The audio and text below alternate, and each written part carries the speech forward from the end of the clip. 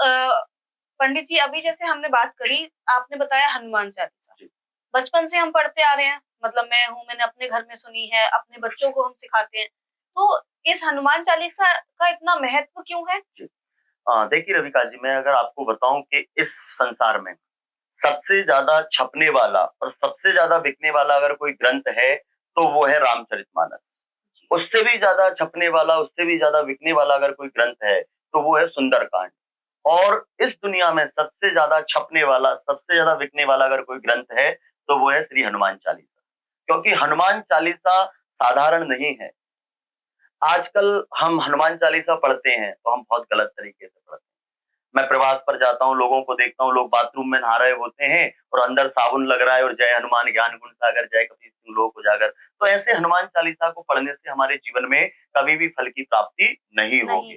क्योंकि हनुमान चालीसा की अगर मैं इतिहास की बात करूँ, तो हनुमान चालीसा को जब गोस्वामी तुलसीदास जी ने लिखा था, तो वो जेल के भीतर बैठकर लिखा था। 40 दिन तक तुलसीदास जी को जेल हुई। 40 दिनों में ही हनुमान चालीसा को तुलसीदास जी ने पूर्ण किया। और आपको सुनकर आश्चर्य होगा, और शायद आप पहली बार, आपके दर्शक भी पहली बार ये बात सुनेंगे कि जैसे ही हनुमान चालीसा पूर्ण हुआ था, उसी समय जिस अकबर ने तुलसीदास जी को बंदी बनाया था, उस अकबर के राज्य में बंदरों का आक्रमण हो गया।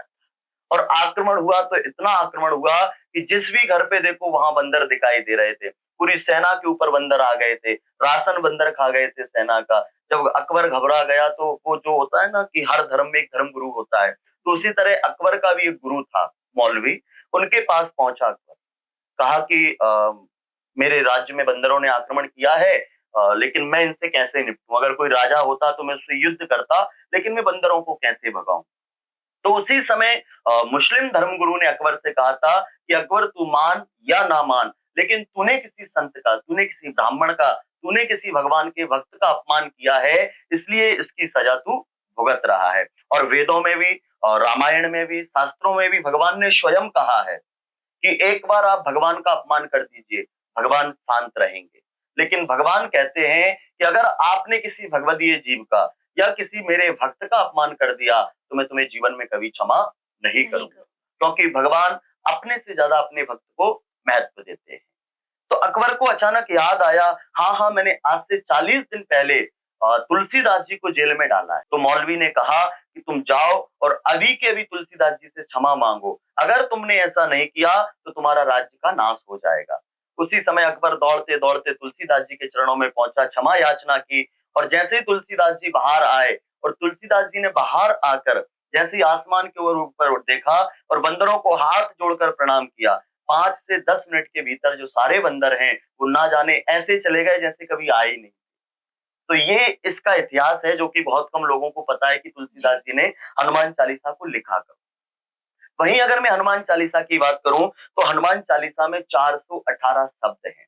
418। जी, हनुमान चालीसा में 418 शब्द हैं और 1041 अक्षर हैं। और जी, 1041। जी। 1041 हनुमान चालीसा में अक्षर हैं। और एक और मैं आज आपको बहुत मजेदार बात बताता हूँ कि हनुमान चालीसा जब हम श्री गुरु चरण से लेकर के और अंतिम तक पढ़ते हैं, पवन तनय संकट हरण मंगल मूर्ति रूप, राम लखन सीता सहित हृदय बसहु सुरभूप। जब हम यहाँ तक पूरा हनुमान चालीसा पढ़ते हैं, तो हनुमान जी के 108 नामों का जाप हम कर चुके होते हैं। क्योंकि पूरे हनुमान चालीसा में हनुमान जी के 108 नाम आए। और मैं बात करूं मर्यादा पुरुषोत्तम भगवान श्री रामचंद्र की, तो पूरे हनुमान चालीसा में 10 बार राम शब्द का वर्णन आया है। तो हनुमान चालीसा पढ़ने से क्या होता है कि एक तो हनुमान जी की स्तुति हो रही है जी। हनुमान चालीसा के रूप में, और दूसरी हनुमान जी की स्तुति किस रूप में हो रही है कि हमारे सनातन धर्म में एक माला जो होती है, 108 उसमें होती है। 108 मनके होते हैं। जी। कहते हैं कि किसी भी मंत्र को अगर आपको जपना है, तो कम से कम 108 बार जपना पड़ेगा। तो जब हम हनुमान चालीसा पढ़ते हैं, तो हमें ये पता नहीं होता कि हम हनुमान चालीसा में 108 बार हनुमान जी का नाम भी जप रहे हैं। तो ये एक मजेदार जानकारी हम आपको दे रहे हैं कि हनुमान चालीसा में ऊपर से लेके अंतिम तक 108 बार हनुमान जी का नाम आया है, जो कि अधिकांश लोगों को पता नहीं होता। और हनुमान चालीसा जीवन में वो दे सकता है जो आपको संसार में कोई नहीं दे सकता। इसलिए मैं युवाओं से यही प्रार्थना करता हूँ हमेशा, जितना हो सके हनुमान चालीसा का पाठ करें। जरूरी नहीं कि आप 11 पाठ करें। वैसे तो कहा है जो सतवार पाठ कर कोई कोई छूटई बंद महासुख होई।